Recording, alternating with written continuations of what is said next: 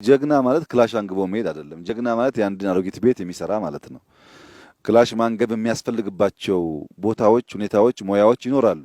አብዛኛው ማህበረሰብ ግን ክላሽ ከሚያነግብ የድሃን ቤት ቢቀይር ይሻላል።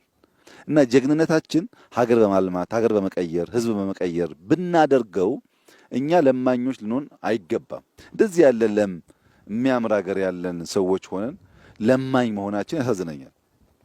አሁን በቅርቡ ከልመና ነፃ ለመውጣት ስራ ጀምረናል። ህዝብ አወያይተን ታውቃላችሁ። ወደ 7-8 ክልሎች ጨርሰዋል። ማወጅ ይፈልጋሉ፣ ግን ያልጨረሱ ሰዎች አሉ። ለምን ያልጨረሱም? የተፈናቀሉ ዜጎች አሉ። ያ የተፈናቀለው ዜጋ ቤቱ ገብቶ ቤቱ እንዲገባ አድርገን እንዲህ አድርገን ሰርተንለት ህይወቱን ብንቀይር ኢትዮጵያ ባጠረ ጊዜ ውስጥ የማንንም ስንዴ ማትለምን መሆን ትችላለች። ሰው አፈናቅሎ ማፈን ፖለቲካ ሆነ ኢትዮጵያ ውስጥ። ሰው ቤቱ ቀየው እንዳይመለስ ፖለቲካ፣ ክላሽ መያዝ፣ መሰልጠን፣ ማደግ፣ መጀገን ሆነ፣ መበላላት፣ መጀገን ሆነ። እንዴት ብሎ መሬቱ ይልማ ታዲያ?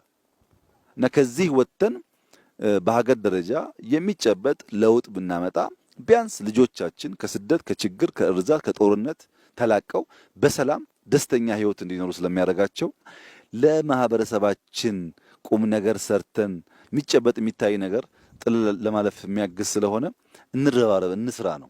ካልሰራን በቀር ሀገር አይለወጥም። ዝም ብሎ አሁን ያለው የምኞት እንትን አይሰራም። መስራት ይፈልጋል።